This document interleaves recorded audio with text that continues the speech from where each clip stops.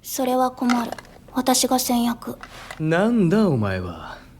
お前のようなケツの青いガキは家に帰ってママのおっ何やってんだよお前。 All right, my friends, no BS. This was a amazingly fantastic episode of Berserk of Gluttony. We got so many cool moments this episode. Not only did we learn about the 7 deadly sins, which, you know, if you're familiar with fantasy or anime like 7 deadly sins, or a lot of other writings out there, a lot of other books, a lot of other stories out there, the concept of the 7 deadly sins, you know, like it's pretty common knowledge, right? Like if you think of, like, if you've watched Re:Zero, if you've watched 7 deadly sins, like, you know, the idea of gluttony and greed and all this, like it makes sense, right? But this episode really came in and solidified the concept. And we now learned that we have a new character now in mind, which we knew that she was going to be some kind of reoccurring character at some point. But we found out that she is actually the Wrath Sin. And on the level of sins, we found out that Fate's gluttony, and I like how mine called him the Fate of Gluttony. It's like, okay, that's perfect. But the gluttony skill poses the most risk to God, because the gluttony skill has the ability to absolve or surpass the idea or concept of levels of how they're traditionally known. So the gluttony skill has the most risk to God to get closest to defeating God, essentially, is the way that I understand it. And just learning those things alone, and then you package it up with really cool fights, really cool comedy moments. This made a complete package for episode number 6 here, and, you know, called the Girl of Wrath. Then we also found out that they made it to this city that Roxy and you know, is coming to first. They made it to this city first, so they beat the knights here. And then they had to escape the city. Reason being they had to escape the city is because Wrath or Mind decided to punt the holy knight of this city to the sky. And we learned that there's some weird stuff going on in this city too. There's either some kind of social class system or some kind of magic thing going on with people's marks behind their necks.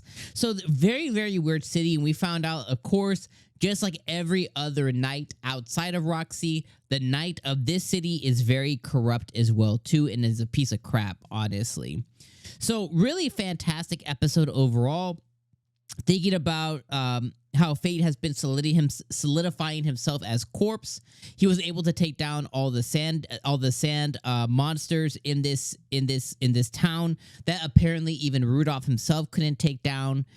He was able to get a really good reward money from the guild, so that's all good. He's decided to kind of have a travel companion now with Mine, and that's good.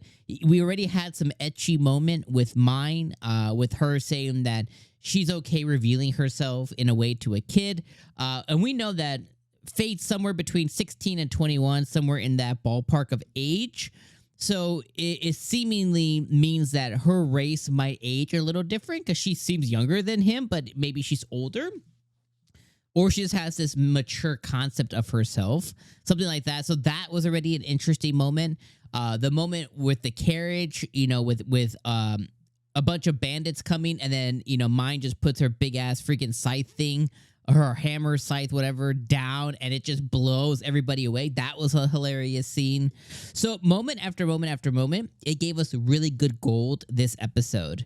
Then we also had another moment too of Gluttony himself and Fate kind of talking. And apparently, you know, Fate needs to learn how to consume slowly, and then so he can fill up his gluttony, because I guess the way that he's been doing it is pretty much on or off kind of thing, and it's going to be his ruin. So Gluttony's trying to teach him how to basically fill up his glass slowly, like a gradual pour, instead of just going, you know, all at once. So Fate's going to have to learn how to control all that. But overall, extremely satisfied of this episode. I got everything I wanted from it. I was really, really entertained by this episode. I laughed multiple times this episode, and I got a lot of aha moments too of like, oh, okay, like, oh, okay, okay. Like, you know, a lot of understanding. And this is how you do an episode. Yesterday, I think it was yesterday, I was talking about a different anime, completely different genre, right? But I was talking about Tear Moon Empire. And in yesterday's episode of that anime, it was a context transition anime.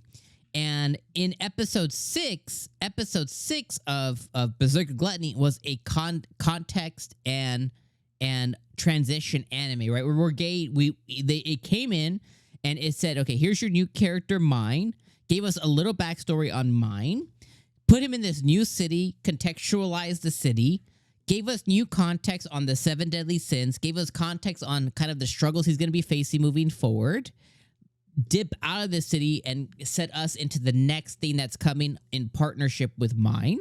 So that's the contextualization. And then the transitional nature of it is set up, and then now we're moving on to the next thing as they're going to now go to somewhere else as he begins to learn more about all this. So it's a contextualized and transitional episode, but done well because it was completely entertaining. The information wasn't boring. It was sprinkled with comedy, and then they even threw in a bit of ecchi fan service in there too. So this is how you do an episode. So episode 6 was absolutely fantastic. I loved every moment of it. Berserk of Gluttony's got me back in the reins, and I like Mine a lot. So anyways, that's episode 6. Let me know what you guys think about this episode down in the comments down below. As always, my friend, I forgot what I was gonna say.